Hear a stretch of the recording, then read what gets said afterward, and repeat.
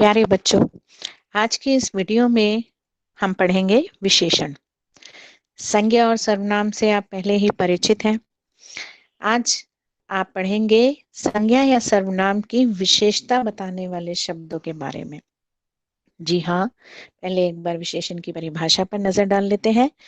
संज्ञा या सर्वनाम की विशेषता बताने वाले शब्दों को विशेषण कहते हैं। विशेषण के 4 भेद हैं। पहला, गुणवाचक विशेषण। जो विशेषण संज्ञा या सर्वनाम के गुण, दोष, रंग, रूप एवं आकार आदि के बारे में बताते हैं, उन्हें गुणवाचक विशेषण कहते हैं। जैसे आम मीठा है, मैंने पतला आदमी देखा, गरीब को सताना नहीं चाहिए, शहीद भगत सिंह वीर पुरुष थे, राज बहुत दुष्ट लड़का है। इन वाक्यों में जैसा ही आपको पता चल ही रहा होगा, आम, आदमी, भगत सिंह, राज, लड़का, ये सब संज्ञा शब्द हैं।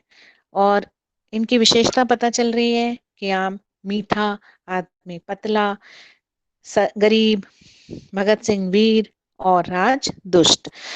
तो मीठा, पतला, गरीब, वीर एवं दुष्ट इन संज्ञा शब्दों की विशेषता बताए जाने के कारण गुणवाचक विशेषण के अंतर्गत आएंगे।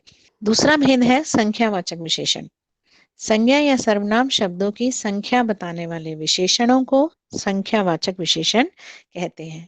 इसमें एक छोटी सी पहचान आप अपने दिमाग में रख लें तो आसानी रहेगी कि आपको ये देखना है जिस शब्द से हमें विशेषता पता चल रही है वह आप उस विशेषण के साथ जो विशेष्य आया है, यानी जिसकी विशेषता बताई जा रही है, वह नापने तोलने योग्य है या गिनने योग्य है।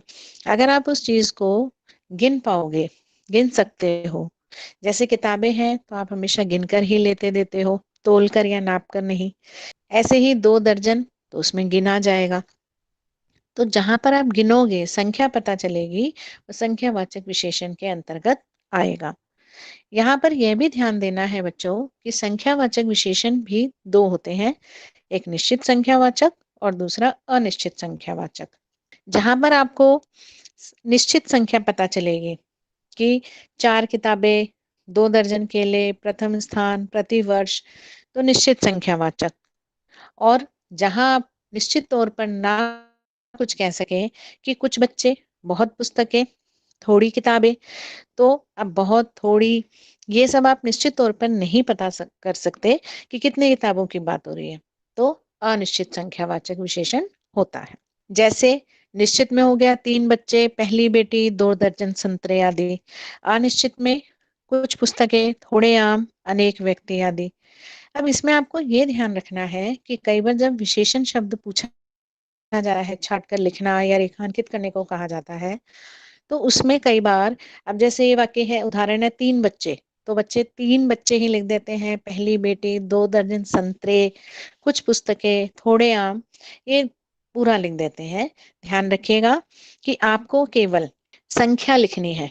जैसे 3 बच्चे में केवल 3, पहली बेटी में पहली, 2 दर्जन संतरे में 2 दर्जन, कुछ पुस्तकें में कुछ, केवल ये विशेषण शब्द हैं। अगर आप उसके साथ पुस्तकें, आम, लड़की, संतरे, ये सब भी लिख देते हो तो गलत हो जाएगा, क्योंकि ये शब्द विशेषण ना होकर विशेष्य है, संज्ञा है।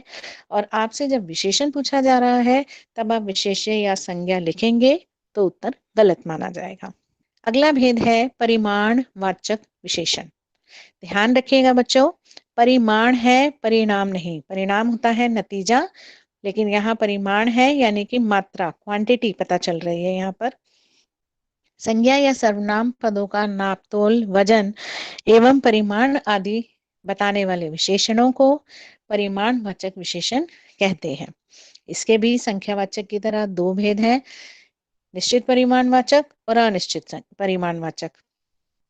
जिन विशेषण शब्दों से किसी संज्ञा अथवा सर्वनाम शब्द के निश्चित नापतोल का, मात्रा का पता चले, उन्हें निश्चित परिमाणवाचक विशेषण कहते हैं।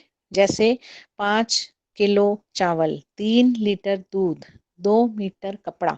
तो यहाँ पर चावल, दूध और कपड़ा आप या तो नापोगे या तोलोगे। आप दूध, चावल, पानी, ये सब गिन नहीं सकते। इसलिए ये हो गया परिमाणवाचक।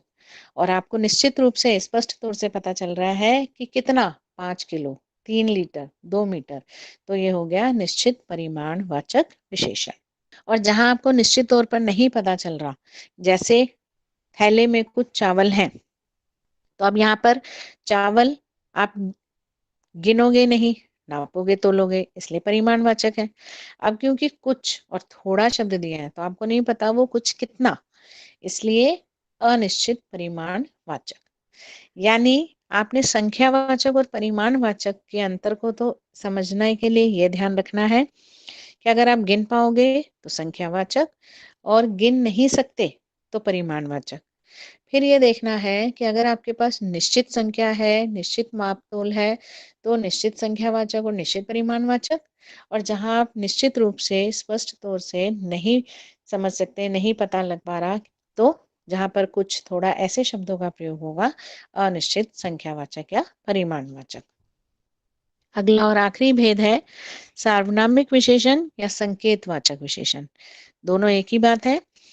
जो सर्वनाम शब्द संज्ञा शब्दों के पहले आकर उनकी ओर संकेत करते हैं, उन्हें सार्वनामिक या संकेतवाचक विशेषण कहते हैं। वैसे तो आपने पढ़ा कि संज्ञा किसे कहते हैं, और संज्ञा के स्थान पर जिन शब्दों का प्रयोग किया जाता है उन्हें सर्वनाम कहते हैं।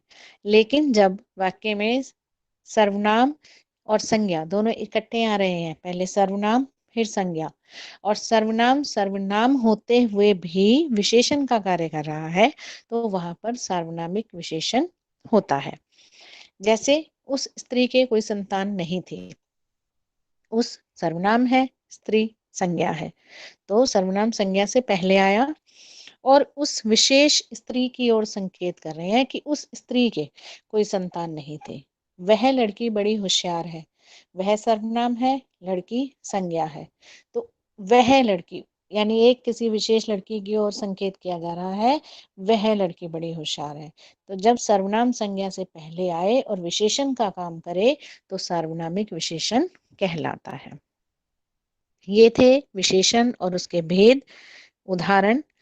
अंत में बस इतना दोहराना चाहूंगी, विशेषण के 4 भेद होते हैं: गुणवाचक, संख्यावाचक, परिमाणवाचक और सार्वनामिक।